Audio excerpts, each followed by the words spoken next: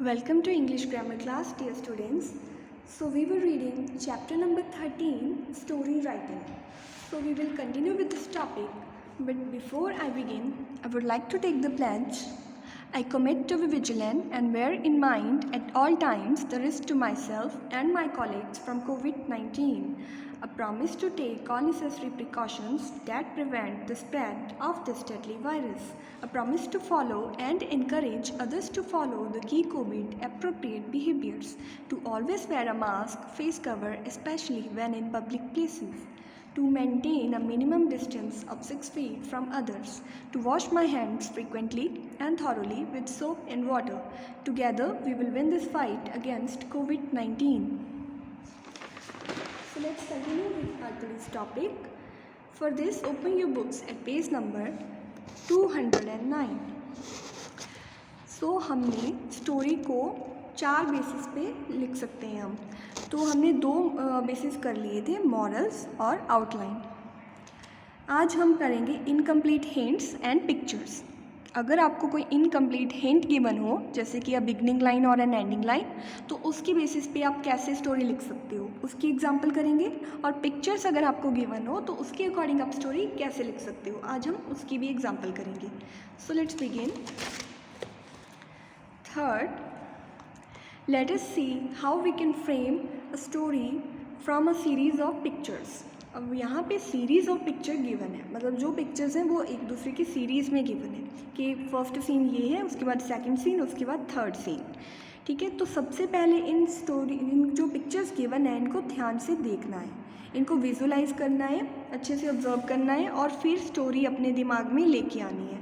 जैसे first picture में क्या है, एक पर्सन यहाँ पे लेटा हुआ है एक ट्री के नीचे. उसके बाद सेकंड में क्या है, जेड जेड जेड, मतलब वो सो रहा है, ही इज़ स्लीपिंग. और यहाँ पे एक डोंकी भी है. उसके बाद क्या है, यहाँ पे एक पक्षी भी आ गया. उसके बाद क्या है, उसकी टर्बन उसने पहन ली और डोंकी साइड में है ना, मतलब शाम हो गई है क्योंकि यहाँ पे सन था और यहाँ पे नहीं है. सो इस तरह से यहाँ पे पिक्चर्स के बने हैं. सो देखते हैं इसकी स्टोरी कैसे बनेगी. Story.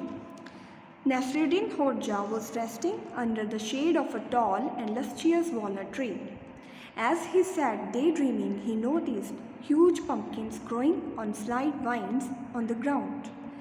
Then he looked up and squinted to see the tiny walnuts growing on the magnificent tree.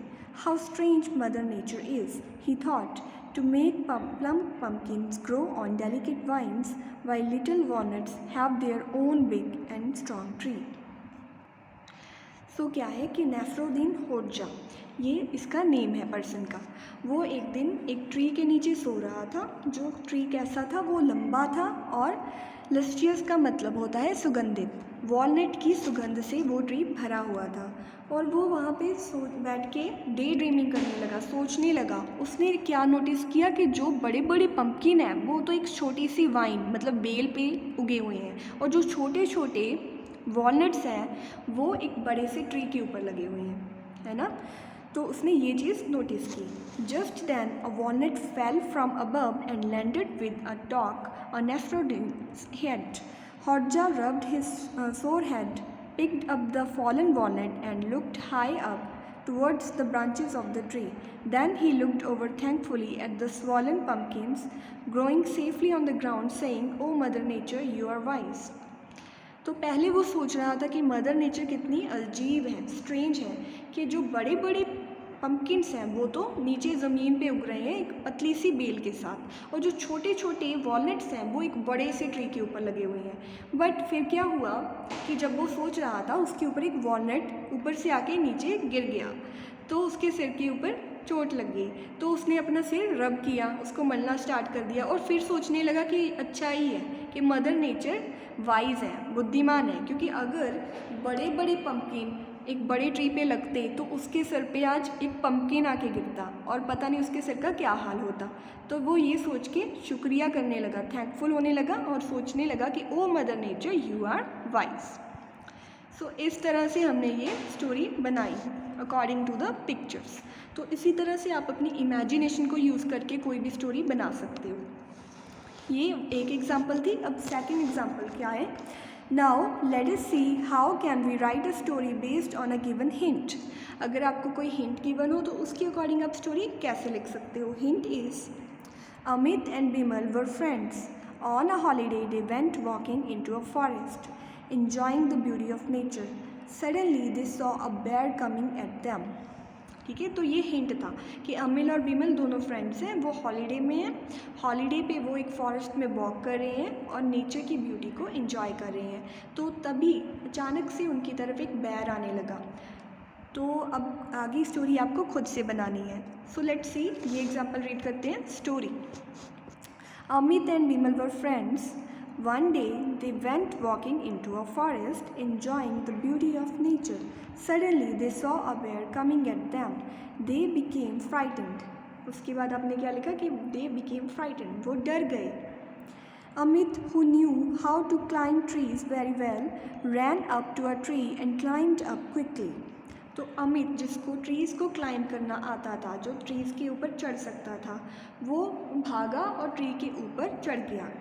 He didn't think of Bimal. उसने बिमल के बारे में सोचा भी नहीं। Bimal had no idea how to climb a tree. Bimal को ट्री पे ऊपर चढ़ना नहीं आता था। He was at a loss. He didn't know what to do.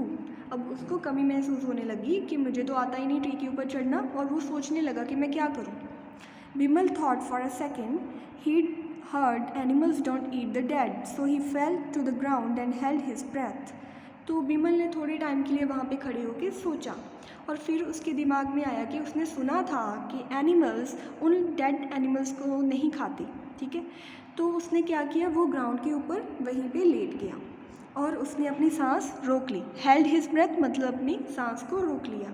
ही ले स्टिल एज इफ डेड, वो इस तरह से लेट गया कि मानो वो डेड हो। The bear sniffed him and thought he was dead, so it went on its way. तो बेयर ने उसको स्निफ किया, उसको सूंघा, और सूंघने के बाद बेयर ने भी ऐसा सोचा कि हाँ, हो सकता है कि ये मरा हुआ हो। सो उसके बाद बेयर चला गया। It went on its way, it यहाँ पे बेयर के लिए यूज़ किया है। तो उसके बाद बेयर चला गया, मतलब बिमल भी बच गया। देन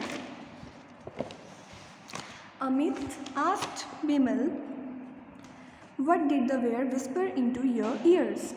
उसके बाद अमित को लगा कि जो बेयर था वो बिमल के कान में कुछ कह के गया। तो उसने अमित ने बिमल से पूछा कि बेयर तुम्हारे कान में क्या फुसफुसा के गया। विस्पर करना होता है धीमे से कुछ बात करके गया। तो Bimal replied, the bear asked me to keep away from friends like you and went on his way. तो क्या किया, बिमल ने रिप्लाई किया कि बेयर ने मुझे बताया कि तुम जैसे फ्रेंड से मुझे दूर रहना चाहिए। उसके बाद बिमल अपने रास्ते चला गया। तो उसने ऐसा क्यों बोला, क्योंकि जो अमित है उसने उसकी हेल्प नहीं की, तो इसलिए उसने ऐसा बोला कि मुझे तुम्हारे जैसे फ्रेंड से दूर रहना चाहिए। So this was the story according to a hint. Now जो हमारी प्रैक्टिस के लिए यहाँ पे हिंट्स गिवन है, इनके अकॉर्डिंग एक स्टोरी बना के देखते हैं। आउटलाइन क्या गिवन है, a team of Indian scientist have sent an orange to space. The orange reaches space. The spacecraft lands on an alien planet outside of the solar system. Somebody opens the door of the spacecraft, peels and eats half the orange. The spacecraft comes back to Earth with the half-eaten orange. तो एक Indian जो scientist की team थी, उसने orange को spacecraft में रख के स्पेस में भेज दिया। उसके बाद जो स्पेसक्राफ्ट था वो एक एलियन प्लेनेट पे जाके रुका।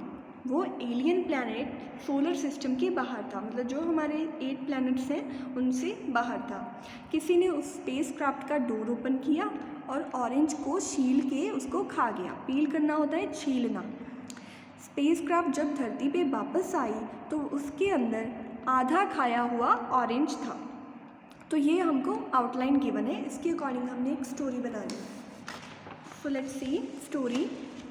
Once upon a time, Indian scientists were experimenting on a spacecraft.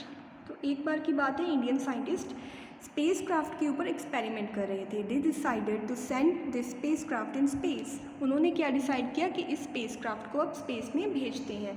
One of the scientists said, "We should send an orange with the spacecraft in the space." तो एक साइंटिस्ट ने क्या बोला कि हमें इस स्पेसक्राफ्ट में एक ऑरेंज रख के स्पेस में भेजना चाहिए। All the other scientists noted in agreement. सभी साइंटिस्ट एग्रीमेंट में नोट करने लगे, मतलब हाँ में अपना सिर हिलाने लगे। Next day they placed the orange in the spacecraft and launched it. अगले दिन उन्होंने क्या किया कि ऑरेंज को स्पेसक्राफ्ट में रखा और स्पेसक्राफ्ट को लॉन्च कर दिया। When the spacecraft came back to earth all the scientist explained with wonder. जब स्पेसक्राफ्ट अर्थ पे वापस आया तो सभी साइंटिस्ट हैरान हो गए। One of them said I am speechless. तो उनमें से एक क्या बोला कि मेरे पास शब्द ही नहीं है, मैं स्पीचलेस हूँ। It सेम्ड like the spacecraft had landed on an alien planet outside of the solar system. अब देख के स्पेसक्राफ्ट को ऐसा लग रहा था कि वो सोलर सिस्टम के बाहर से किसी प्लैनेट से आया है। This is because the orange was half eaten. क्यों लग रहा था? क्योंकि जो ऑरेंज उसमें रखा गया था वो आधा खाया हुआ था। It looked like someone must have opened the door of the spacecraft and have eaten the orange. ऐसा लग रहा था कि किसी ने स्पेसक्राफ्ट का डोर ओपन करके उसमें से ऑरेंज निकाल के खाया हो। All the scientists were simply amazed. सभी साइंटिस्ट बहुत ज़्यादा हैरान हो गए थे because that planet on which their spacecraft have landed was yet to be discovered by the scientists. तो जो वो हैरान इसलिए थे क्योंकि जिस प्लैनेट पे ऊपर उनका स्पेसक्राफ्ट गया था उस स्पेसक्राफ्ट वाले वो प्लैनेट का अभी तक कोई डिस्कवरी नहीं हुई थी, मतलब वो एक अलग ही प्लैनेट था और वो इसलिए भी हैरान होंगे क्योंकि वहाँ पे लाइफ भी थी। So that's it for today dear students. आपने घर पे बैठ के स्टोरी राइटिंग की प्रैक्टिस करनी है, ठीक है। All the very best.